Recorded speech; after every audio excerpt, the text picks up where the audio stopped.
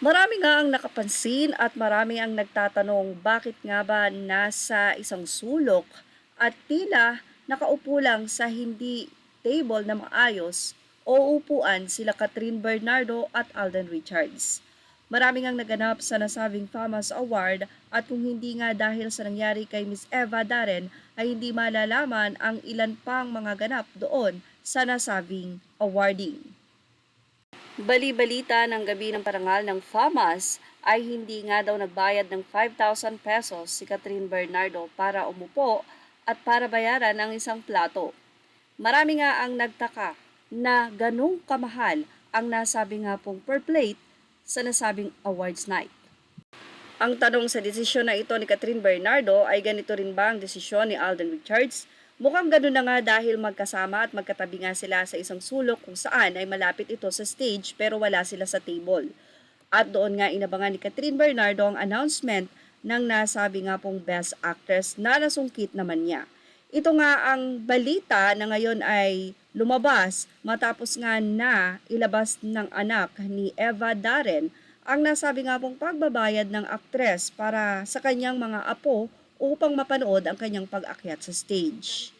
Anyway, ang 5,000 pesos ay kayang-kayang bayaran ni Catherine at ni Alden. Kaya nga lamang siguro dahil hindi naman magtatagal doon itong si Catherine after na matanggal ang kanyang award ay lumabas na nga ito at doon ay nagkaroon ng pictorial at tila umuwi na nga ang aktres. Marami din ang nakapansin noong gabi ng parangal ay kaliwat kanan at napakasikip nga daw ng area kung saan ay kung sino-sino na lang ang nagpapapicture kay Catherine, ganoon din kay Alden at sa iba pang mga celebrities.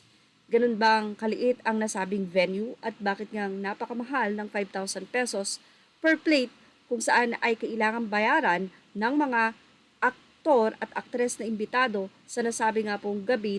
Samantala, hindi nga mabibisto ang nasabing napakalaking halaga na iyon na 5,000 pesos kung hindi sa nangyari kay Miss Eva Darren na dapat ay kasama sa magi-speech at presenter ng nasabing event pero hindi nga ito nangyari. Sa ngayon, ang hiling ng mga kaibigan ni Miss Eva Darren ay ibalik na lamang ang mga nagastos ng nasabing aktres.